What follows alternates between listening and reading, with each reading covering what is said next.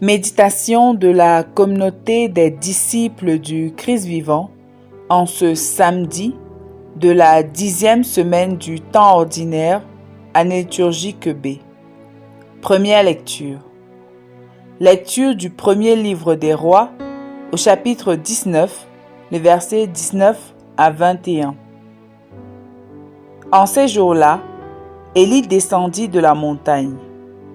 Il trouva Élisée, fils de Shaphat, en train de labourer. Il avait à labourer 12 arpents, et il en était au 12e.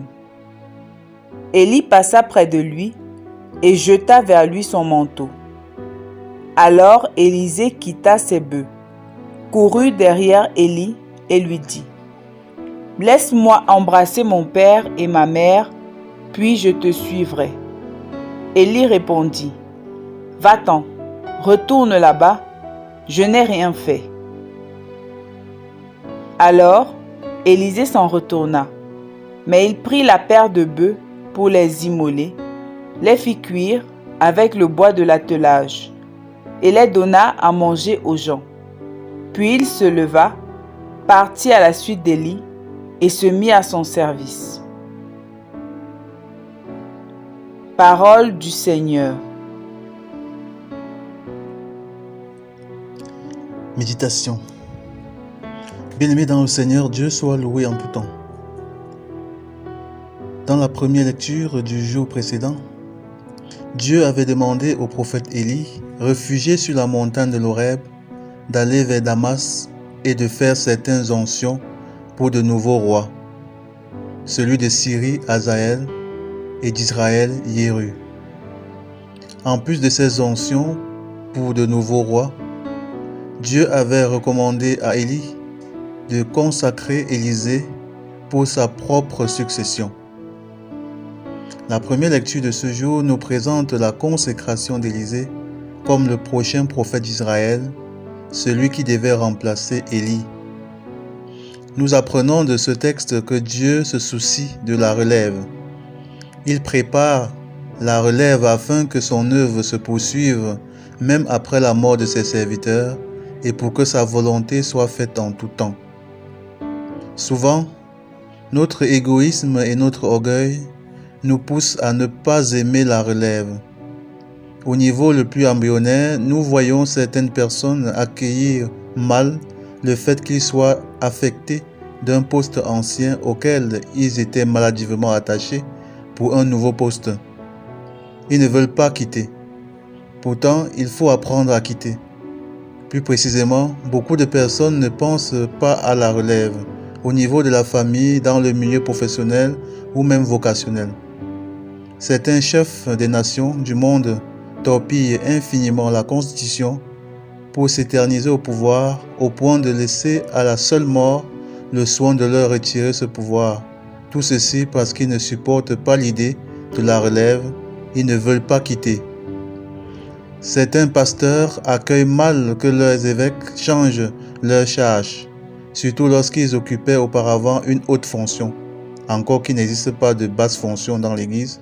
Tout ceci parce qu'ils ne veulent pas de la relève, ils ne veulent pas quitter.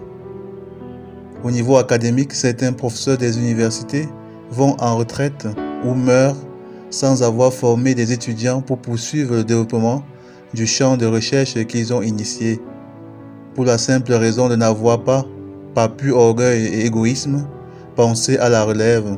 Ils n'ont pas pensé leurs travaux de recherche au-delà de leur propre personne, au-delà de leur pauvre personne. Ils en ont fait non un bien pour l'humanité, mais pour eux-mêmes et pour eux seuls. Alors, conséquence, quand ils ne sont plus en activité ou quand ils meurent, ce jour-là périssent leurs projets. Leur domaine pourtant utile à l'humanité et au monde scientifique disparaît avec eux. Au niveau familial, nous voyons les œuvres de certains parents tomber en décrépitude après leur mort, parce qu'ils n'ont préparé aucun de leurs enfants à assurer la relève. Ils n'ont pas éduqué leurs enfants à développer et à perpétuer leur héritage. Bien chers frères et sœurs en Christ, de même que nous devons apprendre à quitter, nous devons apprendre à préparer des personnes pour nous remplacer, pour poursuivre l'œuvre que nous avons commencée. Lorsque nous exerçons notre vocation, sachons que c'est toujours un grand et un long projet qui dépasse la petite durée de notre pauvre vie terrestre. Après notre mort, l'on devra continuer à faire ce que nous faisions pour la gloire de Dieu et pour le salut des hommes. Après nous, ce ne doit pas être le déluge. Même Jésus a préparé ses apôtres à poursuivre sa mission terrestre. Alors sachons que quand nous préparons la relève, la succession, nous faisons la volonté de Dieu, car son œuvre doit se poursuivre, croître et perdurer même après notre retraite ou notre mort.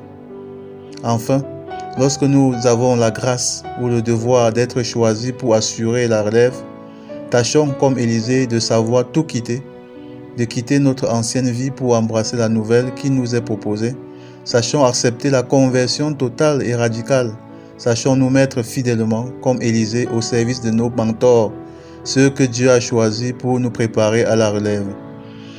Prions pour que Dieu nous donne la force et le courage de penser à notre fin et à la continuité de l'œuvre qu'il réalise à travers nous, qui nous donne le courage de quitter et de laisser notre place aux autres. Prions. Père éternel, rappelle-nous que nous ne sommes pas des êtres éternels sur terre, mais des êtres finis, éphémères, qui ne durent qu'un instant. Aide-nous à penser et à préparer notre relève pour que ton œuvre après nous ne s'arrête point. Par Jésus le Christ notre Seigneur. Amen. Intercession. Nous te confions, Seigneur, tous ceux qui occupent un poste, qui exercent une vocation et ne pensent pas à la relève. Donne-leur d'en prendre conscience et montre-leur clairement qui préparer pour les remplacer, afin qu'après eux, ton œuvre ne s'arrête pas. Vierge Marie, intercède pour nous. Exercice spirituel. Si nous sommes choisis pour assurer la relève, demandons au Seigneur la grâce de la soumission, de la persévérance et de l'amour de la mission à laquelle nous sommes préparés. Si nous devons passer la relève à d'autres, demandons au Seigneur la grâce de comprendre que la fonction ou la mission que nous avons exercée et exerçons, nous l'avons reçue du Seigneur. Elle n'est pas nôtre, mais sienne. Prions qu'il nous donne d'accepter sans souffrir la relève. Loué soit Jésus-Christ. À jamais.